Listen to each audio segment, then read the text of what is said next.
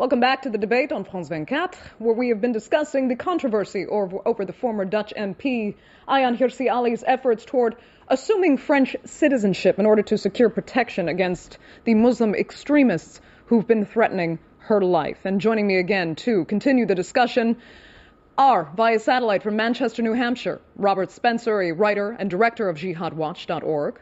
From New York, Irshad Manji, an author, producer, and reform-minded Muslim activist. From Washington, D.C., Abed Ayoub, legal advisor at the American Arab Anti-Discrimination Committee, the ADC. And on the phone, joining us from Paris, Amel Boubekeur, who is research fellow and leader of the Islam and Europe program at the Center for European Policy Studies. Thanks all so much for joining us tonight. Amel, let me begin with you again, as you are the only one actually here in France with us. A question being asked here, specifically in this country, in response to Hirsi Ali's very brazen criticism of the Islamic religion, is that had she made the same type of critique against Judaism or Christianity, would people be calling for her protection just the same? Well, I think what is interesting with the Ayaan Hirsi Ali case is that she's raising interesting questions about the place of Islam in a secular society. And of course, we have the security concern, which is absolutely non-questionable. I mean, as we were discussing it out of the record, nobody who is threatened by radicals, and I would not say Muslims, but by radicals, whatever they are, Muslims or not, should have police protection. But you have also, on the other hand, the impact of these debates on the public opinion. And what is clear now is that the majority of French citizens don't have a real clear idea of what Islam is. And if we want to bring more Muslims into debates around human rights, around gender equality and so on, we cannot do it without French Muslims. And we absolutely need to also associate Muslims who are, and even observant Muslims who are fighting against what Ayaan Hirsi Ali is suffering of. Okay. Irshad Manji, I see you nodding your head, Andrea. But go ahead. Indeed, because I want to just, add a corollary to what Amel said. She's very, very right that we need to be encouraging Muslims within the faith. Obviously, Ayaan Hirsi Ali, as I mentioned earlier, is an ex-Muslim. She has left Islam, which is perfectly in her rights to do so. But to get more Muslims from within the faith to be speaking up about the need for freedom of conscience will actually require moving this debate beyond just a single individual like Ayaan. And that's why I'm happy to say that the great thing that the French government has done as of yesterday is that it has announced its support for a pan-European fund to help physically protect Muslim dissidents who are coming from within Islam. And what that means is lower profile Muslims who are still speaking up about the need for reform will finally get the physical protection that is their due. Somebody like Ayaan, and to a certain degree somebody like me, we are protected by the boatloads of media coverage that we get. But lesser known people such as Mohammed Safawi, who is a French-Algerian documentary maker who risks his life by going into radical mosques and chronicling what happens there, most people don't know about him, and therefore if he's killed, no one is really going to say much because he doesn't have that profile. Well, why should he be killed? He, above all, more than Ayaan and even more than me, somebody like him needs the protection of the French government. And that is what this European fund will do without draining resources only from French citizens. Okay, let me ask Abed Ayoub the initial question, then I'll see if you'll speak specifically to this, as I think it's something a lot of people would rather not confront directly. But had Ayaan Hirsi Ali actually been as strong, as brazen a critic of the Jewish religion, perhaps of the state of Israel, do you think she'd be granted the same kind of support in a country like France or any EU country or the United States?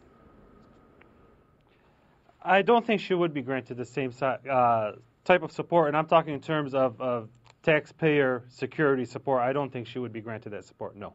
Why? And unfortunately, the facts speak for themselves. As you guys were telling me over the break, there was a note, calling for her head.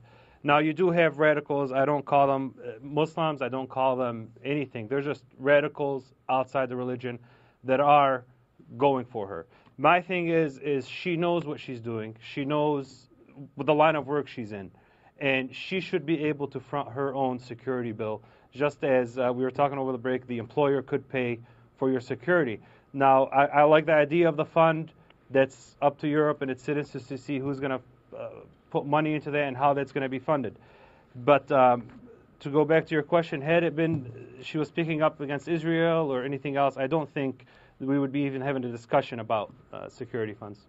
Okay, Robert Spencer, your take on that? Well, that's because we wouldn't be having it. Death threats if she was speaking up against Israel. We wouldn't be having that discussion about security funds because there wouldn't be people who were threatened. I mean, there are vociferous critics of the state of Israel who occupy high positions. You know, Noam Chomsky is a hero to many people. He's not under any threat for his life, and he's a very vehement critic of the state of Israel. There are many others. The idea that there's any kind of parallelism here is kind of absurd. Really, the reason why such a fund has to be set up for Muslim dissidents, and I'm very happy to hear that it has, and I entirely agree with Irshad and Manji that such a fund ought to encourage Muslim dissidents who are lesser known to speak out, which is just what we need.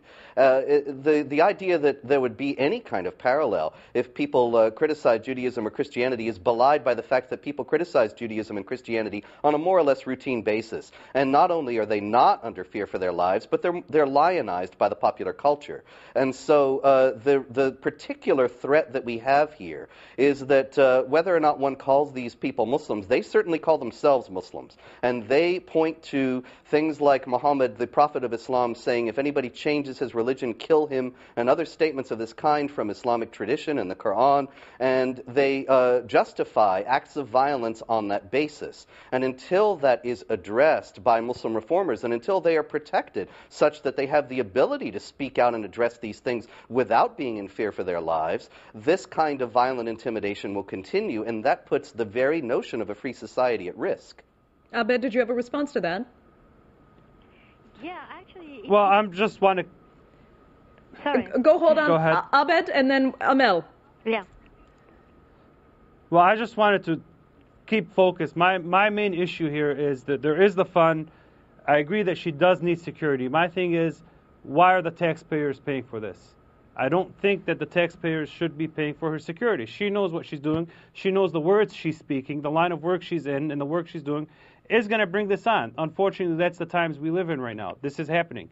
It would be great if it wasn't, but these radicals are doing this. But she should be able to front her own security without any cost to the French citizens. But that's saying, unless you can afford your security, you better not speak up, because these people are allowed to intimidate and control what you say about their religion.